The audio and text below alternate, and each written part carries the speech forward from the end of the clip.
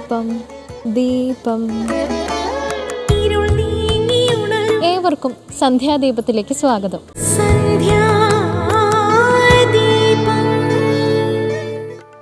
വിധവയും വൃദ്ധയുമായ ഒരു മാതാവിൻ്റെ രൂപത്തിലാണ് ദശമഹാവിദ്യകളിലെ 7ാമത്തെ ദേവിയായ ധൂമാവതിയെ സങ്കല്പിച്ചിരിക്കുന്നത്.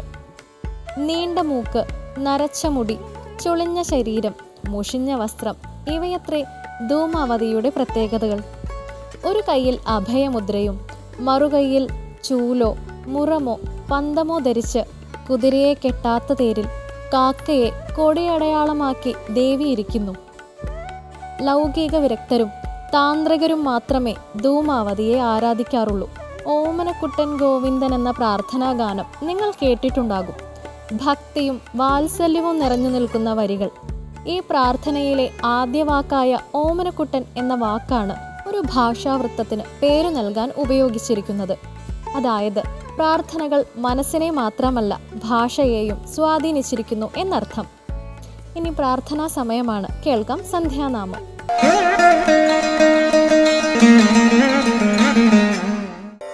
സ്വാഗതം കൃഷ്ണ, സ്വാഗതം കൃഷ്ണ, ശരണാഗതം കൃഷ്ണ, ഇഹ സ്വാഗതം കൃഷ്ണ, ശരണാഗതം കൃഷ്ണ. മധുരാപുരി സദന മൃദുവദന മധുസൂദന, ഇഹ സ്വാഗതം കൃഷ്ണ, ശരണാഗതം കൃഷ്ണ. മധുരാപുരി സദന മൃദുവദന മധുസൂദന, ഇഹ സ്വാഗതം കൃഷ്ണ, ശരണാഗതം കൃഷ്ണ, ഇഹ സ്വാഗതം കൃഷ്ണ. ഭോഗദാപ്ത സുലഭാസു പുഷ്പഗന്ധ കളഭ, ഭോഗദാപ്ത സുലഭാസു പുഷ്പഗന്ധ കളഭ, കസ്തൂരി തിലക മഹിപാമകാന്ത നന്ദ ഗോപനന്ദ, സ്വാഗതം കൃഷ്ണ. ഭോഗദാപ്ത സുലഭാസു പുഷ്പഗന്ധ കളഭ, കസ്തൂരി തിലക മഹിപാമകാന്ത നന്ദ ഗോപനന്ദ, സ്വാഗതം കൃഷ്ണ, ശരണാഗതം കൃഷ്ണ, ഇഹ സ്വാഗതം കൃഷ്ണ. മുഷ്ടികാസൂര ചാണൂരമല്ല മല്ല വിശാരദ മധുസൂദന, മുഷ്ടികാസൂര ചാണൂരമല്ല മല്ല വിശാരദ കുവലയ പീഡ മർദ്ദന, കളിയ നർത്തന ഗോകുല രക്ഷണ സകല സുലക്ഷണ ദേവ മർദ്ദന, കളിയ നർത്തന ഗോകുല രക്ഷണ സകല സുലക്ഷണ ദേവ. ശിഷ്ട ജനപാല സങ്കൽപ്പ കൽപ്പ കൽപ്പ ശതകോടിയ സമപരാഭവ, ധീര മുനിജന വിഹാര മദന സുകുമാര ദൈത്യ സംഹാര ദേവ. മധുര മധുരരതി സാരസ സാഹസ പ്രജയുവതി ജനമാനസ പൂജിത സാദഭ ഗരി പഗരി സദസ, സരിഗപദ സദ പഗരി പഗരി സദസ. തകതരി കുക്കുന്തണ കിടതഗതി, തകതരി കുക്കുന്തണ കിടതഗതി, തകതരി കുക്കുന്തണ കിടതഗതി, തകതരി കുക്കുന്തണ കിടതഗതി, തകതരി കുക്കുന്തണ കിടതഗതി, തകതരി കുക്കുന്തണ കിടതഗതി, തകതരി കുക്കുന്തണ കിടതഗതി, തകതരി കുക്കുന്തണ കിടതഗതി. സ്വാഗതം കൃഷ്ണ, ശരണാഗതം കൃഷ്ണ, ഇഹ സ്വാഗതം കൃഷ്ണ, ശരണാഗതം കൃഷ്ണ. മധുരാപുരി സദന മൃദുവദന മധുസൂദന, ഇഹ സ്വാഗതം കൃഷ്ണ, ശരണാഗതം കൃഷ്ണ, ശരണാഗതം കൃഷ്ണ, ശരണാഗതം കൃഷ്ണ, ശരണാഗതം കൃഷ്ണ. പാൽക്കടൽ കടയുന്ന വേളയിൽ അതിൽ നിന്ന് ഉയർന്നു വന്ന അമൂല്യ വസ്തുക്കളിൽ ഒന്നായാണ് ലക്ഷ്മി ദേവിയെ നാം കണക്കാക്കുന്നത്. ഭൃഗുനന്ദനയായ ലക്ഷ്മിയുടെ അവതാര കഥയാണ് ഇന്ന് നമുക്ക് മുൻപിൽ എത്തിക്കുന്നത്. കേൾക്കാം.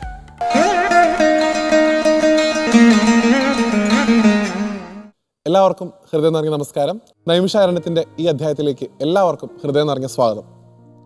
അങ്ങനെ ഒരു പഞ്ഞക്കർക്കിടകം കഴിഞ്ഞു, പൊന്നിൻ ചിങ്ങം വന്നു. ഐശ്വര്യത്തിൻ്റെ മാസമായിട്ടാണ് പൊതുവിൽ ചിങ്ങമാസത്തെ എല്ലാവരും കണക്കാക്കാറുള്ളത്. കർക്കിടകത്തിൽ പൊതുവെ ദാരിദ്ര്യമാണെന്ന് പറയുക. കാരണം കൃഷി ഉപജീവനമായിട്ടുള്ള പണ്ടത്തെ ആളുകൾക്കൊക്കെ തന്നെ കാലാവസ്ഥയിൽ ഉണ്ടായിട്ടുള്ള ഈ വലിയ മാറ്റം കൊണ്ട് ഒരു തരത്തിലുള്ള ജോലിയിലും വ്യാപൃതരാവാൻ സാധിക്കാത്തൊരു കാലാവസ്ഥയാണ് പുറത്തുള്ളത്. ഇപ്പോൾ ആ ഒരു സമയം കഴിഞ്ഞു, നമ്മുടെ പുതിയ കൃഷിസ്ഥലങ്ങളൊക്കെ തയ്യാറെടുത്ത് കഴിഞ്ഞു.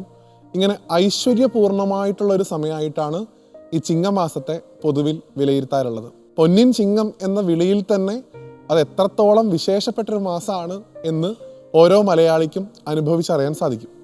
ഈ ഒരു ചിങ്ങമാസത്തിൽ, ഈ ഐശ്വര്യത്തിൻ്റെ പ്രതീകമായിട്ടുള്ള ചിങ്ങമാസത്തിൽ വിശേഷമായിട്ട് ആരാധിക്കേണ്ട ഒരു ദേവതാ സങ്കല്പമാണ് യഥാർത്ഥത്തിൽ മഹാലക്ഷ്മി. ഒരു സങ്കല്പത്തിൽ പറയാറുള്ളത് പൂക്കളം പോലും യഥാർത്ഥത്തിൽ ദേവിയോടുള്ളൊരു ആരാധനയാണ് എന്ന് പറയാറുണ്ട്. ചക്രം പൊതുവിൽ ദേവിക്ക് വളരെ വിശേഷമാണ്. അതുകൊണ്ട് തന്നെ പൂക്കളം പോലും ദേവിയുടെ ആരാധനയുടെ ഒരു രീതിയാണെന്ന് വ്യാഖ്യാനിക്കുന്ന പണ്ഡിതന്മാരും ഉണ്ട്. എന്തു തന്നെയായാലും ഈ ഐശ്വര്യത്തിൻ്റെയും സമൃദ്ധിയുടെയും മാസത്തിൽ മഹാലക്ഷ്മിയുടെ അവതാര കഥയാണ് ഇന്നത്തെ നൈമിഷാരണ്യത്തിൽ നമ്മൾ ചർച്ച ചെയ്യുന്നത്. ഈ കഥയ്ക്ക് പാലാഴി മഥനവുമായിട്ട് അഭേദ്യമായിട്ടുള്ള ബന്ധമാണുള്ളത്. ഒരിക്കൽ സാക്ഷാൽ ദുർവാസാവ് മഹർഷി ദേവലോകത്തുനിന്ന് ലഭിച്ചിട്ടുള്ള അതിവിശേഷപ്പെട്ട ഒരു ഹാരം, ഒരു പൂമാല, അതുമായി സഞ്ചരിക്കുന്ന സമയത്ത് സാക്ഷാൽ ദേവേന്ദ്രനെ കാണുന്നു.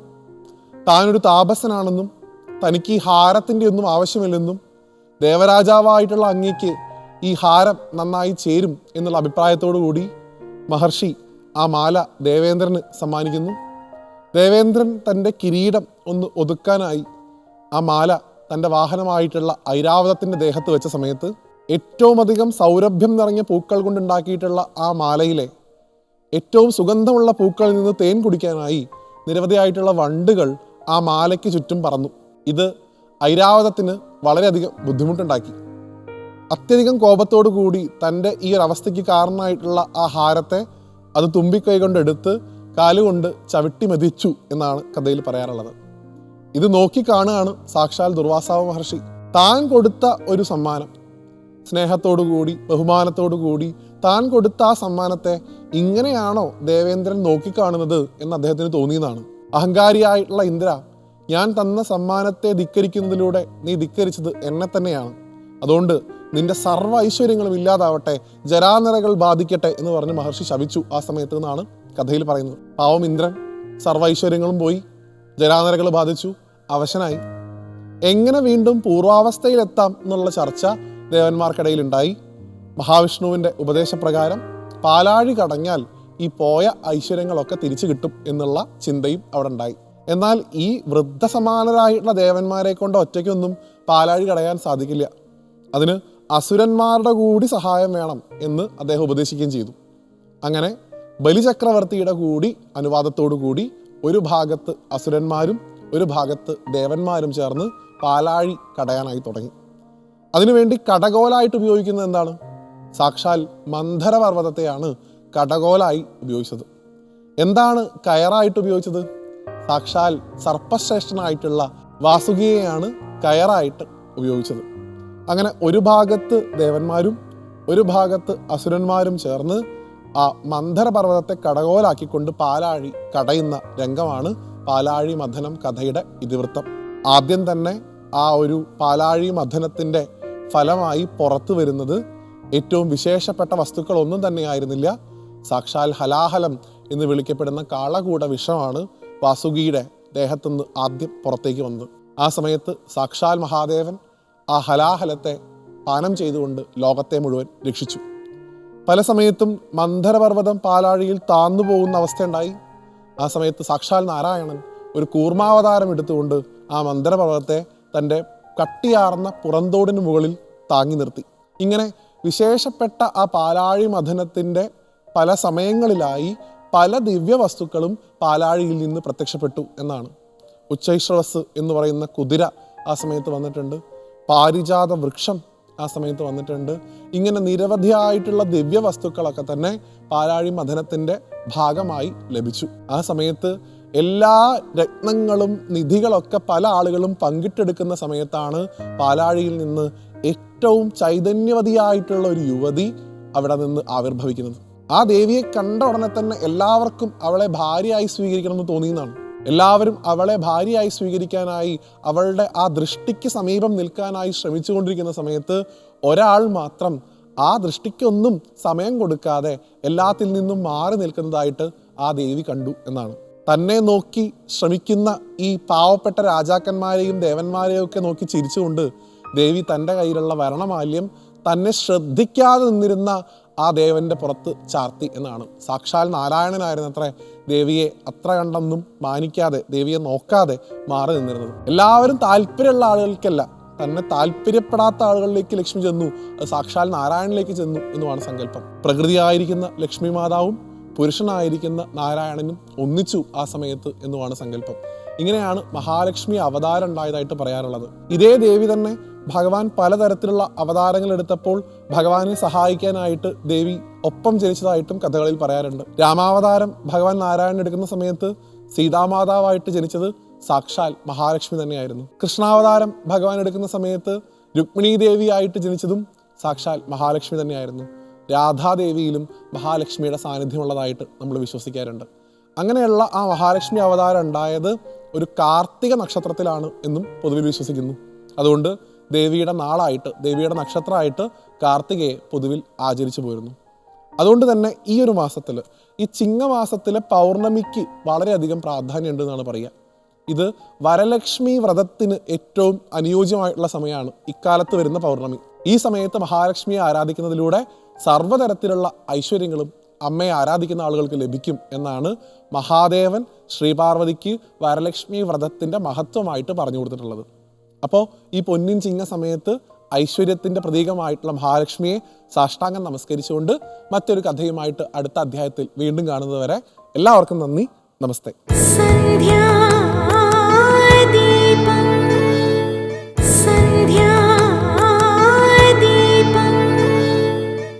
ചില ക്ഷേത്രങ്ങളിൽ ദീപാരാധനയ്ക്ക് ഉപയോഗിക്കുന്ന ഒരു തരം വിളക്കുണ്ട്.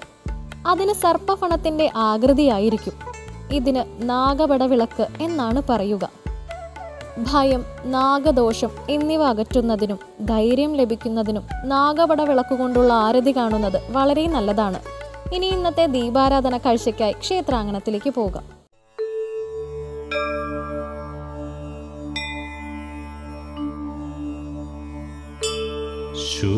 ശൂലീനന്ദന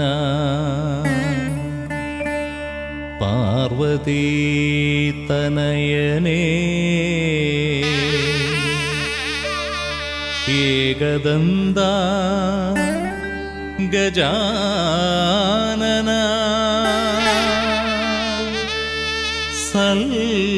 സൽകർമ്മമേതും തുടങ്ങിടുമ്പോൾ വിഘ്നമകറ്റിക്കാത്തിടുവാൻ. ഹൈന്ദവ വിശ്വാസത്തിലെ ത്രിമൂർത്തികളിൽ ഒരാളായ ഭഗവാൻ ശ്രീ മഹാവിഷ്ണുവിന്റെ നാമത്താൽ രൂപം കൊണ്ട നഗരമാണ് തിരുവനന്തപുരം. ഭഗവാൻ ഇവിടെ അനന്തശായിയാണ്. നഗരത്തിന്റെ തെക്ക് തിരുവല്ലം പരശുരാമ ക്ഷേത്രം ഭഗവാന്റെ ശിരസിന്റെ സ്ഥാനത്താണ്. ശ്രീ പത്മനാഭസ്വാമി ക്ഷേത്രത്തിലാണ് ഉടൽ. ഭഗവാന്റെ തൃപ്പാദം വടക്ക് ദിശയിൽ തൃപ്പാപ്പൂരിലാണെന്നും വിശ്വസിച്ചു പോരുന്നു. ശ്രീ പത്മനാഭസ്വാമി ക്ഷേത്രവുമായി അഭേദ്യ ബന്ധമുള്ള ക്ഷേത്രമാണ് കഴക്കൂട്ടം തൃപ്പാപ്പൂർ തൃപ്പാദപുരം മഹാദേവ സന്നിധി. അനന്തന്റെ പുറത്ത് പള്ളികൊള്ളുന്ന മഹാവിഷ്ണുവിന്റെ പാദസാന്നിധ്യമുണ്ടെന്ന വിശ്വാസത്തിലാണ് ഈ സ്ഥലത്തിന് തൃപ്പാദപുരം എന്ന പേര് ലഭിച്ചത്. ഐതിഹ്യങ്ങൾ കൊണ്ടും ചരിത്ര പഴമ കൊണ്ടും സമ്പന്നമായ ഈ മഹാക്ഷേത്രത്തിലേക്കാണ് ഇന്ന് സന്ധ്യാദീപത്തിനായി മംഗളാരതി തൊഴാൻ പോകുന്നത്.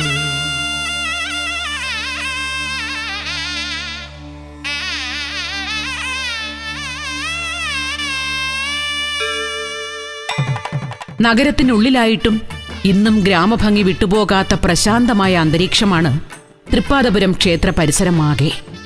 ക്ഷേത്രസന്നിധിയിൽ എത്തുന്ന ഭക്തരുടെ മനസ്സിന് കുളിർമ നൽകുന്ന കാഴ്ചയാണ് ക്ഷേത്രത്തിലെ വിശാലമായ കുളം.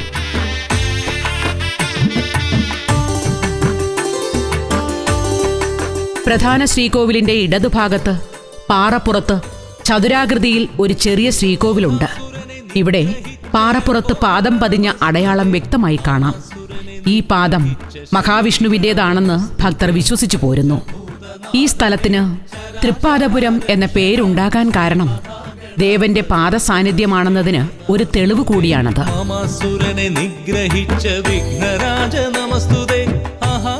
പരമഭക്തനും ജ്ഞാനിയുമായിരുന്ന വില്ലുമംഗലം സ്വാമിയാർ ഇവിടത്തെ കാനന നിശബ്ദതയിൽ തപസ് ചെയ്തിരുന്നുവെന്ന് ഐതിഹ്യം പറയുന്നു. തപസ്സനുഷ്ഠിച്ച സ്വാമിയാരുടെ മുന്നിൽ മഹാവിഷ്ണു പ്രത്യക്ഷപ്പെട്ടു. പക്ഷേ അദ്ദേഹത്തിന് ഇവിടെ വച്ച് മഹാവിഷ്ണുവിന്റെ വിശ്വരൂപം ഭാഗികമായി ദർശിക്കാനേ ഭാഗ്യമുണ്ടായുള്ളൂ. അതായത് ഭഗവാന്റെ പാദം മാത്രമേ ദർശിക്കാൻ കഴിഞ്ഞുള്ളൂ. ഭഗവാന്റെ പൂർണ്ണരൂപം ദർശിക്കുന്നതിനായി സ്വാമിയാർ തെക്കോട്ട് യാത്ര ചെയ്തു. ഏറെ ദൂരമൊന്നുമില്ലാത്ത യാത്രക്കിടയിൽ സ്വാമിയാരുടെ പ്രാർത്ഥന സ്വീകരിച്ച ഭഗവാൻ മഹാവിഷ്ണു തന്റെ രൂപം സ്വയം ചെറുതാക്കി 18 അടി വലിപ്പത്തിൽ പ്രത്യക്ഷപ്പെട്ടു അത്രേ. ദർശനം ലഭിച്ച രൂപത്തിൽ മഹാവിഷ്ണുവിന്റെ വിഗ്രഹം വില്ലുമംഗലം സ്വാമിയാർ അതേ സ്ഥലത്ത് പ്രതിഷ്ഠിച്ചു. സ്വാമിയാർ പ്രതിഷ്ഠിച്ച സ്ഥലമാണ് ഇന്നിപ്പോൾ ലോകമെങ്ങും പ്രസിദ്ധമായ ശ്രീ പത്മനാഭസ്വാമി ക്ഷേത്രം. വില്ലുമംഗലം സ്വാമിയാർക്ക് ഭഗവാന്റെ പാദദർശനമുണ്ടായ സ്ഥലത്ത് ചതുർബാഹുവായ മഹാവിഷ്ണുവിനെ പ്രതിഷ്ഠിച്ചതിലൂടെ പ്രദേശത്തിന് തൃപ്പാദപുരം എന്ന സ്ഥലനാമവും ലഭിച്ചു.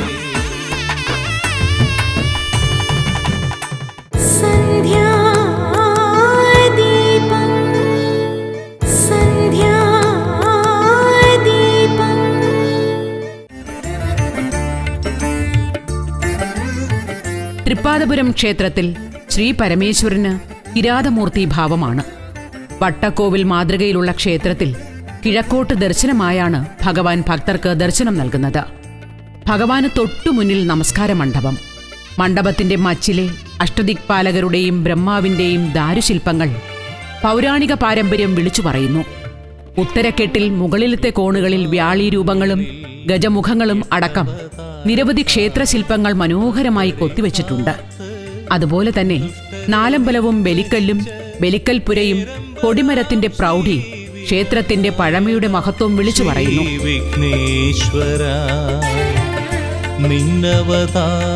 മഹാദേവന് അഭിമുഖമായി അകലെയല്ലാതെ കിഴക്കുമാറിയാണ് മഹാവിഷ്ണു ക്ഷേത്രം. മഹാദേവനെ കാണത്തക്ക വിധം പടിഞ്ഞാറോട്ട് ദർശനമായാണ് മഹാവിഷ്ണുവിന്റെ പ്രതിഷ്ഠ. പ്രപഞ്ച പരിപാലനത്തിന് ഉടമകളായ ഇരുദേവന്മാരും മുഖാമുഖമായി വന്നതിന് പിന്നിലുമുണ്ട് ഐതിഹ്യം. സതീ വിരഹം മൂലം കോപാന്ധനായ മഹാദേവൻ തന്നെ അപമാനിച്ച ദക്ഷന്റെ അഹങ്കാരത്തിന് പകരം ചോദിക്കാൻ തുനിഞ്ഞു.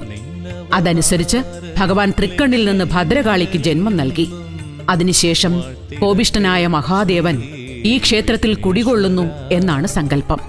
ശ്രീ പരമേശ്വരന്റെ കോപം ശമിപ്പിച്ച് ഭഗവാനെ സാത്വിക ഭാവത്തിലെത്തിക്കാൻ മഹാവിഷ്ണുവിനായി പ്രത്യേകം ശ്രീകോവിൽ പണിത് പ്രതിഷ്ഠിച്ചുവെന്നും സങ്കല്പമുണ്ട്.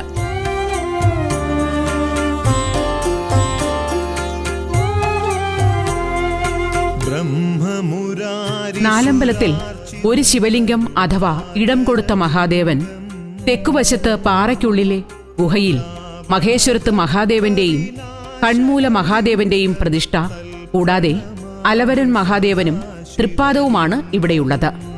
ക്ഷേത്രത്തിനുള്ളിലെ മറ്റൊരു പ്രത്യേകതയാണ് നയനതീർത്ഥം.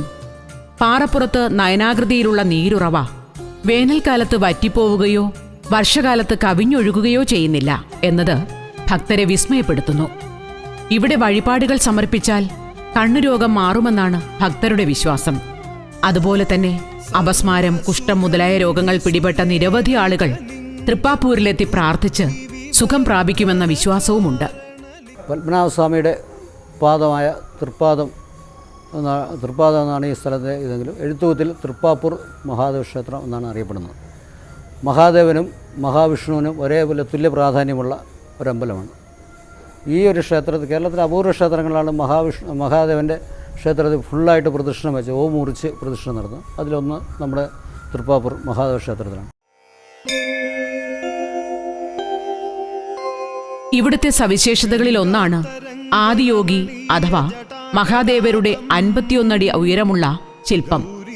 ക്ഷേത്രത്തിലെ ആറാട്ടുകുളത്തിന്റെ കിഴക്കുഭാഗത്തായി ഉയർന്നു നിൽക്കുന്ന പാറയിലാണ് ആദിയോഗിയുടെ ധ്യാനനിദ്രമായ ശില്പം നിർമ്മിച്ചിരിക്കുന്നത്. ഇതിനു പുറമെ ഉപദേവതകൾക്കെല്ലാം പ്രത്യേക ശ്രീകോവിലും പ്രതിഷ്ഠയുമുള്ള ക്ഷേത്രമെന്ന പ്രത്യേകതയുമുണ്ട്. ശാസ്താവും ഗണപതിയും വരാഹവും ഭഗവതിയും നാഗരുമെല്ലാം തൃപ്പാദപുരം ക്ഷേത്രത്തിന് ചൈതന്യം പകരുന്നു. വാഗീശ വിഷ്ണു സുരസേവിത പാദപീഠം വാമേന വിഗ്രഹവരേ. മുൻപിവിടെ പുണ്യതീർത്ഥമെന്നും പാപതീർത്ഥം എന്നും 2 കുളങ്ങൾ ഉണ്ടായിരുന്നുവെന്ന് പഴമക്കാർ പറയുന്നു. ഈ തീർത്ഥങ്ങൾക്ക് നടുവിലായി തേന്മാവുണ്ടായിരുന്നു. ഭൂതാധിപം ഭുജഗഭൂഷണഭൂഷിത. പാപതീർത്ഥത്തിന്റെ വശത്തുള്ള കൊമ്പുകളിൽ വിളഞ്ഞത് കൈപ്പുള്ള മാമ്പഴങ്ങളും പുണ്യതീർത്ഥത്തിന്റെ വശത്തുള്ള കൊമ്പിൽ നിന്ന് മധുരമുള്ള മാമ്പഴങ്ങളും ലഭിച്ചിരുന്നതായും പറയപ്പെടുന്നു. ഭയവരപ്രദശൂലപാണിം വാരാണസീപുരപതിം ഭജ വിശ്വനാഥം.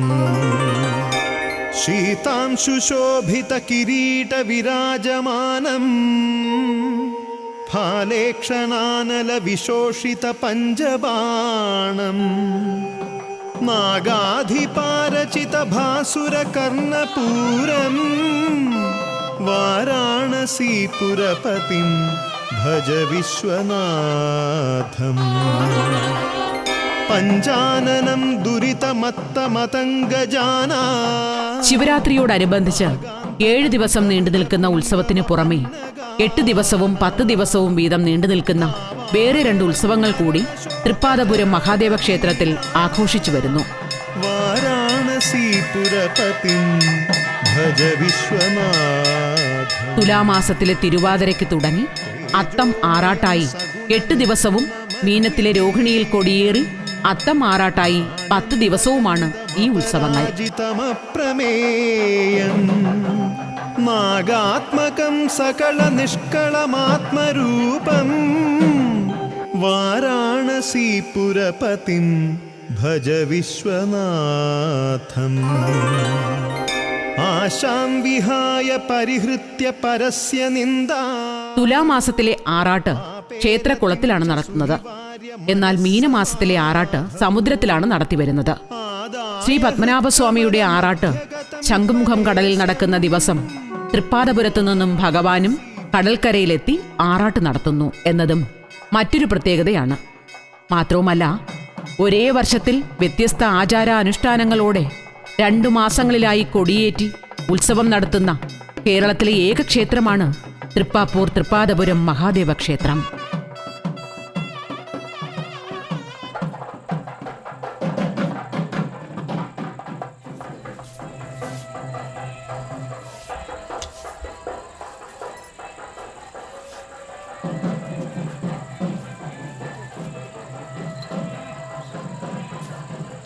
കള്ളം പറയുന്നത് മാത്രമല്ല, സത്യം പറയാതിരിക്കുന്നതും സത്യലംഘനമാണ്. ചില സമയങ്ങളിൽ ഒരു നല്ല കാര്യത്തിനു വേണ്ടി മറ്റാർക്കും ദോഷമില്ലാത്ത തരത്തിലുള്ള കള്ളങ്ങൾ പറയാൻ നാം നിർബന്ധിതരായി തീരും. പിന്നീട് കുറ്റബോധം നമ്മെ അലട്ടും. എന്നാൽ സതുദ്ദേശത്തോടെ നടത്തുന്ന സത്യലംഘനത്തെ പാപമായി കാണേണ്ടതില്ല. ഇന്നത്തെ സന്ധ്യാദീപം ഇവിടെ പൂർണ്ണമാകുന്നു. ഏവർക്കും നന്ദി.